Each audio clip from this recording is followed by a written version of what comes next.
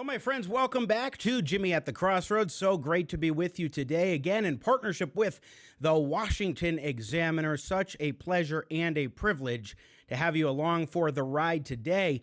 My Ask This segment, if you have not done so already, please do subscribe to my YouTube channel, youtube.com/Jimmy at the Crossroads, as well as the Washington Examiner's channel, youtube.com/Washington Examiner. You can keep tabs on all the great content that we've got cooking up for you today. In the next segment, we're going to have our panel on election integrity efforts in various states across the country.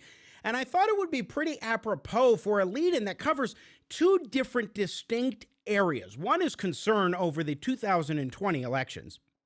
The other, I think especially pronounced here, is the idea and the concern about cancel culture in academia and elsewhere. I've got two guests today that I'm very pleased to introduce in a moment. One of them spoke at the rally on January 6th that happened at about the same time as the incursion on the U.S. Capitol was happening. A few weeks later, this guest, Dr. John Eastman, went on CNN to talk about his experience and give his thoughts on what happened. Here's a little taste of his speech and that exchange with Michael Smerconish from CNN. We no longer live in a self-governing republic if we can't get the answer to this question. This is bigger than President Trump. It is the very essence of our Republican form of government, and it has to be done. And anybody that is not willing to stand up to do it does not deserve to be in the office. It is that simple. What responsibility are you prepared to take for those words as being incitement to that crowd? They don't even get close to incitement to that crowd. The standards set out by the Supreme Court in Brandenburg versus Ohio is not remotely close to what I said. And let's put that statement in context. We're talking about asking the vice president to delay the proceedings enough to exceed the requests from hundreds of state legislatures who had notified him that their electoral votes had been certified in violation of state law, and to give those legislatures a few days, now that they were back in session, to review the illegality that had occurred and to determine whether it had an effect on the election. That speech at the Capitol was used as the pretense, at the very least, for the University of Colorado to demote, suppress, how would you define it? Dr. John Eastman, who was the visiting scholar in conservative thought and policy at the Bruce D. Benson Center for Western Civilization at the University of Colorado. And I am so pleased today to be joined to talk about what's going on here by Dr. John Eastman, law professor, and his attorney, Randy Corporon, also radio host on 710 KNUS. We both share Saturdays on KNUS. And in full disclosure, because we are talking about a law thing, Randy gave me my first job at his law firm out of college, although it's been a few years since I last worked there. Gentlemen, welcome to the show. It's good to have you. Thank you very much, Jimmy, for having me on the program. Thank you, Jimmy. I'm starting to get over those several years at the law firm with you. It takes a long time to get past the aura of Jimmy Sengenberger working for anybody. I know, it's incredible. You did a great job. Thank you. I got Jimmy at the crossroads, making sense out of nonsense. Come on, Jimmy, what you got?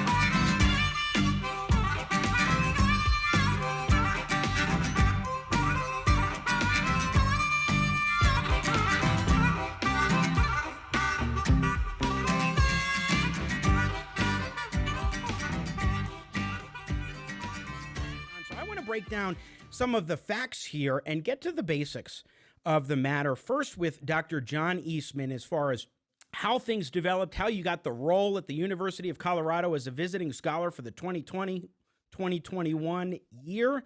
And then we'll go to Randy afterwards for a discussion a little bit more, and of course, John, on the topic of the legal case, because you've sent a notice of claim getting ready to file a claim. Professor Eastman, how did you find yourself working at the University of Colorado as a visiting scholar in conservative thought and policy at the Center for Western Civilization? Well, a number of the former visiting scholars had suggested I apply for it. The job application says they're seeking somebody who's with national profile in the conservative thought, scholarship, or practice of conservative policy. And so I announced in my job application that, my scholarship on birthright citizenship, on constitutional federalism and separation of powers, it was not only, among the leading scholarship in the area, but also was having real world implications in revisions of Supreme Court precedent, in looking back at and reviewing reviewing our understanding of the citizenship clause of the 14th Amendment. So I said this job was perfect for me. They agreed. They had me out and gave a job talk on birthright citizenship. And then they offered me the position. And when I was asked by Newsweek in August of last year to apply my longstanding scholarship on citizenship to Kamala Harris, all hell broke loose. They started at that point looking for a way to fire me, but didn't. And then when I represented President Trump before the Supreme Court, they started a renewed effort looking for ways to fire me. And then when I gave the speech on January 6th, they canceled all my classes, and then within a week they had prohibited me from engaging in all my other duties on campus. Now, I just got to point out how ludicrous the claim is, that same one on the CNN clip you played earlier, that my little 3-minute speech an hour before the president's incited people to leave the White House and the mall in front of the White House and go down and cause an insurrection at the Capitol. 500,000 people who had flown in from all over the country to hear the president speak were so incited by my talk that they left without hearing the main event. I mean, it's laughable, these claims that the university made, and yet there we are. Now, a moment ago, Dr. John Eastman, I showed the clip, and let's put it up again, from 2019 when you spoke on this issue of birthright citizenship at the University of Colorado before you were offered the position. And I wanted to show this because in that August article that you wrote, the controversial piece for Newsweek, where you raised questions about now Vice President Kamala Harris, then the nominee to be for Vice President of the United States, you gave this talk well before then. Talk to us about that relative to your position and the things that came about after that 2020 article. Well, one of the things that I was accused of is making up this new theory because I was racist, because Kamala Harris's parents were from India and Jamaica, and therefore she's a woman of color, and I only made this theory up because I'm racist. This was one of the false defamatory claims that were made against me. The fact that I had been doing this scholarship for 20 years was known to some of the people that made that claim, because they were the ones that reviewed my job application, and they were the ones that were present in the room when I gave the talk a year earlier. So it's just false. And by the way, that was the standard for defamation in the United States is very high hurdle. If you're a public figure, you got to prove not only was it false and knowingly false, but maliciously false. But I got a similar defamatory note copied to the president of my home university, Chapman University, claiming that I was a racist because of this position. He was from the London School of Economics, and I pointed out that the First Amendment law on defamation is more favorable for the victim of defamation there. And within the return email, I had an apology from him, acknowledging that, in fact, it was false. But in America, the standard for defamation is a little higher, so people are able to say defamatory things almost with complete immunity and impunity. Dr. Eastman, I have one more question for you before we shift gears and talk a little bit more about the specifics of the legal matter. In terms of the timeline, when did you find out that you weren't going to be teaching classes and figure that out?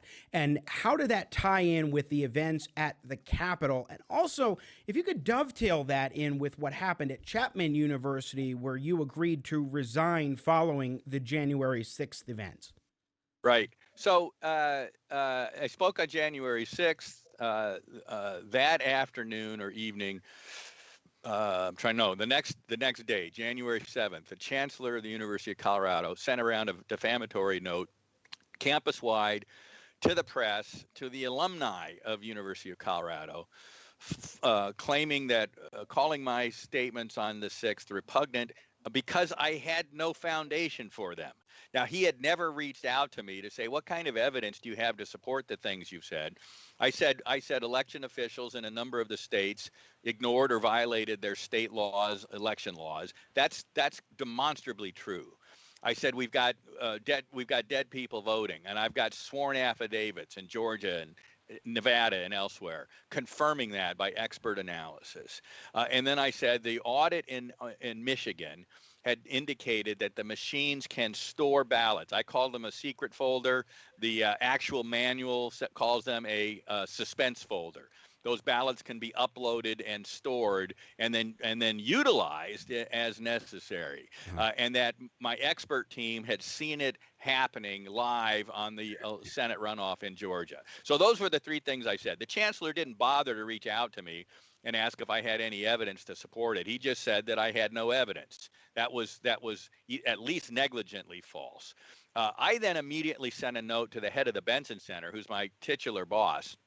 And I said, I want you to know I've got sworn testimony for every statement I made or expert reports. And he then sent out a note campus-wide saying that I did all of this stuff without any evidence.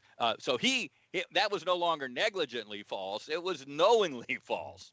But he also said that he was going to cancel my classes and shift everybody into independent study, which was unfortunate, but the students and I could make do. The day before classes started the following week, though, I'm locked out of the class system altogether, and the provost sends me a letter saying, we have canceled all of your classes for under enrollment, they claim. And that's significant because there were 120 other classes offered this past semester, same semester, in the same College of Arts and Sciences, lectures and seminars, not specialty labs or externships or anything like that. 120 classes with enrollments at or below my enrollment. And so it's completely pretext. And what that means is they retaliated against me by suspending me from my duties. That's an adverse employment action, albeit with pay, but they suspended me. That's an adverse employment action in retaliation for my representation of the President of the United States. It's stunning.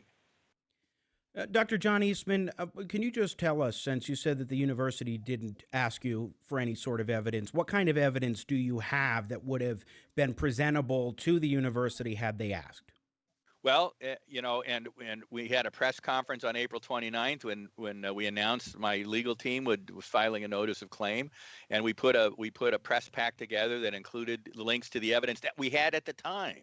It's gotten much bigger than that. But at the time, I have a litany of laws in Pennsylvania and elsewhere in the country that were violated by state election officials in violation of Article 2 of the Constitution. That was in my Supreme Court briefs in both the Texas case and the Pennsylvania case when I was representing President Trump.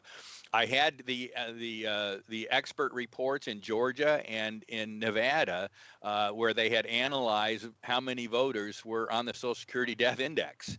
And in Nevada, the claim there was under oath was 1,506 dead voters.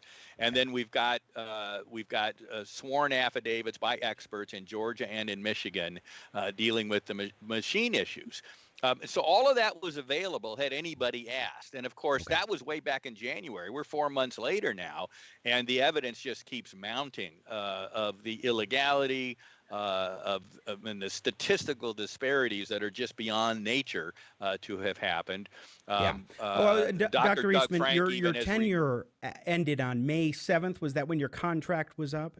That's when my contract was up. Okay, yes. So that's why you're now a former visiting scholar. But until that point, you were unable to teach your classes, access Westlaw, and so forth. I want to put up, as we switch over to Randy Corporon, attorney at the law offices of Randy Corporon, I want to put up a image here that showcases some of what the University of Colorado said in a Denver Post article on April 29th. Put it up. Consistent with First Amendment principles in the university's policies, Professor Eastman is able to speak on any subject he wishes and pursue his scholarship, CU Boulder spokesman Andrew Sorensen said. The university has taken no action that would deter a reasonable person from engaging in free speech. The university, however, is not constitutionally obligated to have him serve in any representational capacity when he exercises his right to free speech. Professor Eastman was not suspended. The College of Arts and Sciences canceled his spring courses for low enrollment in accordance with its policies. Provost Russell Moore appropriately relieved him from performing outreach functions on behalf of the Benson Center because his continued performance of those duties would likely cause disruption and harm to the center. Randy Corporon, what is your response to that, and what is the notice of claim that you sent entail, and to whom did you send it? Sure, Jimmy. And I just want people who are new to this story to think about the scope of what we're talking about here. One of the premier universities in the world has one of the premier constitutional scholars in the world on their staff as a visiting scholar who represented the President of the United States, is in the midst of one of the most important controversies in American history. And rather than hear him out, rather than discuss or get into open forums and let the students hear and learn and participate in sorting through what's true and what isn't, they canceled him. The response that they put into the Denver Post, some of that will have to come out in court. But the idea that there wasn't retaliation, the idea that they provided any due process at all, constitutional or procedural or otherwise, to Dr. Eastman is pretty easy to disprove. And so the fact that they paid him his salary seems to be the thing that they're going to hang their hat on when we get to our lawsuit. But it's going to be very, very interesting for them to explain why they cut him off from his legal research funds and why they refused to let him share his opinion in any fashion related to the University of Colorado or the center. With regard to our suit, in Colorado, you have to provide 90 days of notice to any state entity like a hospital or a police department, or in this case, the University of Colorado, a state university, prior to actually initiating the lawsuit. So we provided that notice on April 29th, and now CU has 90 days to ignore us, to respond to us, to talk with us if there's maybe a possibility of resolving these claims. And once that 90 days is up, I think that's July 29th, then we're free to move forward on our lawsuit. And I can certainly go into some of the details of our claims if that's what you'd like me to do next. Yeah, I understand that. It seems like from reading the notice of claim that there are two legs to it. One is the defamation piece, and that's where most of the monetary damages come from. And then the other addresses the contractual issue in terms of him being denied the ability to do his classes, to access Westlaw services, and so forth. So briefly, just touch on those two legs. Well, I don't know that I'd agree with you that defamation is the majority of damages. These constitutional violations are significant and severe. And the only way to stop that kind of behavior from an institution like CU in the future is to force them to write a big check. The claims that we're bringing include defamation, of course, but also have other very serious claims: breach of implied duty of good faith and fair dealing, retaliation in response to constitutionally protected speech and acts, violation of administrative and constitutionally protected due process, violation of their own policies. Jimmy, I should have sent you a link to the University of Colorado website that talks about what a safe place they are to have open debate and free speech. Yeah, you got it. I didn't need to send it to you. Freedom of expression by University of Colorado faculty. When engaged in teaching and research, faculty enjoy the associated rights and observe the associated responsibilities of academic freedom as expressed in Regent policy. And if people read that second paragraph, man, oh man, I look forward to seeing how CU defends themselves against canceling Dr. Eastman in the middle of his tenure as a visiting scholar. Well, and let me add, look, they have a prohibition on university policy against discrimination on the basis of, among other things, political affiliation and political philosophy, and they've been very proud of that. In fact, they get green status with the Foundation for Individual Rights in Education. That's the high level for diversity of opinion and thought. One of the very reasons the Benson Center exists is to provide a counter viewpoint. But there is no question that they took these actions against me in retaliation for my political expression and my political representation.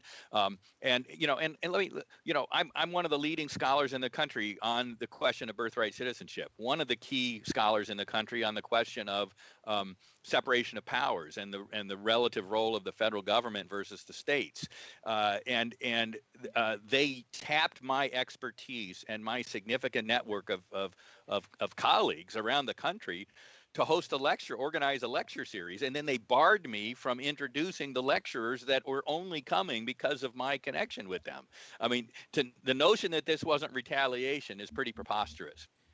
So let me ask you this question, Dr. Eastman, and also Randy, feel free to jump in on this too. Do you think that they fired you because of what you said and they just disagreed with it, or because they believed that you were perpetrating falsehoods? Well, it doesn't matter under First Amendment right. Look, the way the Supreme Court has set out First Amendment rights, the idea of protecting even false speech is because in the crucible of speech, you get to the truth. Maybe everything I said was false, but how are we going to know that if nobody's allowed to contest it? If I'm not allowed to rebut their opposition, whether in an adjudicative process, adversarial process in court, or in an academic setting with an adversarial process or point and counterpoint, that's how we get to the truth, through the crucible of that mix up in speech. And to shut down one side of the speech is almost a guarantee we're never going to get to the truth. And one suspects at some point that they fear what the truth actually is. Look, if I were Joe Biden, and I said this way back in December, I'd be the first one out there calling for full forensic audits of the election. Because if I won, I want the American people to know that, instead of being under this dark cloud that the election was stolen. And yet you find on his side of the aisle every single effort to shut down subpoenas, to ignore subpoenas that are issued, to bring bar complaints against the lawyers that are representing the cases, to see things like this at University of Colorado shutting down my speech. Why are they so afraid to hear the evidence or the other side? But the Supreme Court's been very clear. Sure. The counter to false speech is more speech. So if indeed what I said was not true, and by the way, it's not, it was true, but if indeed it's not true, the counter to that under the First Amendment is counter speech. We have never had the opportunity for that at the University of Colorado or elsewhere. Randy Corporon, feel free to piggyback on that. Go ahead. Yeah, absolutely. Because, Professor Eastman's right that it doesn't matter for purposes of the lawsuit whether it's true or not. But for purposes of public policy, for purposes of your viewers to understand just how significant what's happening is, this is one side of the political spectrum that has, in concert with mainstream media, local TV stations, national TV, radio, elsewhere, is doing everything in their power to shut down the discussion about investigating the election. Even after spending, 4 years claiming collusion for Donald Trump and Russia, that was a story every day for months and months and months. But we can't even investigate what happened in this very significant presidential election. So the idea that a university like CU would make that political conclusion, you cannot doubt the integrity of a man like Professor Eastman, believing sincerely what he is presenting. This is a man who started his career clerking for United States Supreme Court Justice Clarence Thomas, who has been dean of law schools and taught many law school courses and been involved in critically important cases. They shut him down because, and you see it everywhere, any news story, it says the unfounded allegations of election fraud. Well, they are founded. They're continuing to be investigated. And these universities and news outlets don't want anything to do with it. So you and I, Randy, as you know, do have some disagreements on the extent to which there are founded claims in terms of what happened in the election. But what catches my interest here is not that this is so much about the idea of whether or not there were issues with the election and to what extent there were problems and in what ways, but it is that speech aspect here that we are seeing all across the country, as you're alluding to in social media, when it comes to when it comes to college campuses, and now the military, even with a lieutenant colonel being demoted from the Space Force in the Space Force because of something he said about Marxism. We're seeing this all over the place, and that's what particularly catches my interest here. But there is one sort of case study that I'd be curious your thoughts on, Randy Corporon, as the attorney on Dr. Eastman's case, one of the attorneys. And that is the Ward Churchill matter of a number of years ago when I was in high school. He was a professor, tenured professor at the University of Colorado, who was fired and brought suit, and he wasn't successful in that suit. And part of the case was on the issue of defamation, and they said that the university folks, particularly the regents in the administration, the CU Board of Regents that oversees the university, the elected board, had qualified immunity in that regard. Does that apply here? How would you take that Churchill matter of over a decade ago and apply it to this circumstance? Well, I got to tell you, Jimmy, one of the great honors of being a part of this case is working not only with the team that we're putting together for Dr. Eastman, but working with Dr. Eastman himself. His scholarship on these issues is far better than mine. I'll just turn that question over to him. Yeah, Jimmy, it's a great question. Look, qualified immunity protects government officials when they are taking actions that are not violating clearly established constitutional rights. It is clearly established beyond peradventure that you cannot retaliate against somebody for their exercise of free speech. The university retaliated against me for my exercise of free speech. In fact, they even admitted in the chancellor's opening salvo, his letter was a response to a faculty petition of nearly 800 other faculty members and graduate students demanding that I be fired. And he said, I can't do that. That would violate his constitutional rights to free speech. And then they did that anyway. I mean, they didn't fire me. They just demoted me or suspended me with pay. But it's still the same adverse employment action. And it's still the same constitutional violation. And the law is clearly established there, which means they don't get qualified immunity. Although the reason why I raised the question is that Churchill, as I recall, was fired because of speech that he had used. Well, no, what you know, they wanted to. They didn't fire him for it, but the high profile, the intense scrutiny that speech brought to him, they started looking at his scholarship, and they found lots of evidence of plagiarism in his scholarship. Oh, that's right. And he was fired for that. And he had all sorts of hearings. He had all the levels of due process you want, none of which were given to me. That's a distinction, Randy Corporon, I'd like you to address, which is the idea of due process in this particular matter of Dr. John Eastman and the University of Colorado. Well, Jimmy, there's hardly any distinction to address at all, because as opposed to the hearings and the appeals that then can come from administrative hearings within the school system, when it came to Professor John Eastman, Dr. John Eastman, the full extent of his due process is, hey, we don't believe you. We're going to tell the world that we don't believe you, that you're spreading unfounded rumors and alleging facts that aren't true, and we're going to interfere in your ability to do your job. There was no hearing. There was no, as you heard Dr. Eastman say at the beginning, he responded immediately to the first email that was sent to him and said, I've got loads of evidence. They didn't want to hear it. So there was no due process afforded that I've been made aware of so far. And we've already got thousands of pages of communications and different things that establish it doesn't even seem like due process was discussed. We're going to be wrapping up here now with our guest, Dr. John Eastman, and attorney Randy Corporon, one of the attorneys representing Dr. Eastman. I do want to throw up Eastman 4, which lays out the damages that you guys are requesting, looking for, hence this notice of claim. And they have, of course, now less than 90 days to respond. But you can see you're looking for a nearly $1.9 million in compensatory damages. Randy, can you talk about that breakdown for a moment? Sure. There was about $20,000 that were provided to Dr. Eastman in what they call a startup research account, which allowed him access to Westlaw and other extensive legal databases. He was precluded from accessing those once they shut him down. The $1.85 million is calculated by taking the 10 years until his retirement age of 70 at the $185,000 contractual salary rate. for harm to his reputation. And then that number can go up from there with, of course, interest and punitive damages, which can be significant if a court or jury determines that his constitutional rights were violated the way that we believe they were. And then in a federal lawsuit like this, the winner can also recover their attorney's fees and their costs, which I expect to be in the hundreds of thousands of dollars in this case as well. Dr. Eastman, a final word from you, sir. Well, look, I'm in a position to be able to push back against this. Yes, my constitutional rights were violated, and I'd like to vindicate those and restore some semblance of my reputation as a result.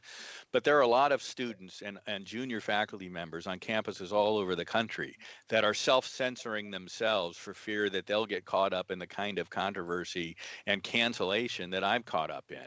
And so it's on their behalf that I'm pushing this. But also the students on campus, as Randy mentioned earlier. I mean, I was brought here to provide an alternative voice to campus in both the scholarship and the actual practice of conservative thought. I did that job beyond anyone's imagination. When the President of the United States asked me to represent him, the students should have had an opportunity to hear that. The university could have been the forum where these issues were debated in public that the whole world would watch. And instead they reacted in joining on this cancel culture bandwagon to shut down speech and to prevent access to the truth for the students, for the community, for the state of Colorado, for the country, indeed for the whole world. And I think I'm in a position with this lawsuit to start pushing back against that kind of nonsense. Jimmy, if I may, very Go ahead. quickly, there was massive cars going by, during the press conference. Vast majority were supporting, honking, shouting. A few detractors, of course, a few expletives, and that sort of thing. But it was really significant to me, two different women, one during the press conference, one after, who came up to me and asked, "What is this about?" And I just explained in a very basic way how Dr. Eastman had been precluded from speaking about these very important issues he was involved with. And both of those young ladies, college students at CU, just shook their head. And one of the comments was, "We should always have free speech here on our campus." I think it's a losing issue for CU, and I hope they do something about it very quickly. We will see what happens, especially once they do respond in whatever way to the notice of claim. And of course, you will be filing. Around what time would you expect to file a lawsuit if they don't say, "Hey, here's an offer" or something to address this? The earliest we could file is July 29th. I can't see any reason why we would delay beyond that date unless there are some conversations ongoing with CU that are worthy of pursuing before we file in court. Well, I will be watching this case with great interest because, of course, the University of Colorado is in my home state of Colorado. And, of course, Randy, we are colleagues on the radio, and I know you quite well. We have known each other for over a decade now, which is pretty crazy to think about. And, Professor Eastman, I remember hearing you on Hugh Hewitt's show, and you definitely have been around the block for quite a while in legal matters. So I'm going to be watching this with great interest. I believe that overall, Joe Biden is the legitimate president of the United States, but there are irregularities, there are issues of concern, and certainly we should have free speech and the ability for individuals like yourself to speak out about topics of interest, of import, especially when you were an attorney representing the president of the United States in election lawsuits. So best of luck to you both, and I appreciate the time today. Thank you very much, Jimmy. Hang on to your hat, Jimmy. There's a lot more evidence coming your way. Thanks for your time. We'll see what happens, gentlemen. Thank you very much. Once again, Dr. John Eastman, former attorney for President Trump in his election lawsuits and former visiting scholar for conservative thought and policy at the Bruce D. Benson Center for Western Civilization at the University of Colorado, joining us here on Jimmy at the Crossroads, as well as his attorney, Randy Corporon, also, of course, my colleague at 710 KNUS Radio here in Denver. And let me just say, to me, this isn't an issue about the election and whether it was stolen or not. I don't believe that it was. Certainly, there are things that we need to be looking into to suss out, to address, and there are election integrity efforts. We're going to talk about it with our panel in the next segment that are underway in states across the country to shore up the integrity and security and confidence of our elections. But this isn't about that. This is about freedom of speech. Did the University of Colorado have grounds to strip Dr. Eastman of any of his duties? That's a question that they're going to have to address. And I think it's important to talk about it and to have this situation put out there for discussion, because it's happening all across the country.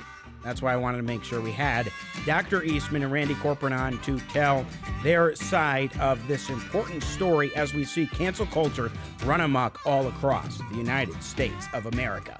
We're going to take a quick break. When we come back, talking politics, great for generations. Oh, what mix! I got Jimmy at the crossroads, making sense out of no sense.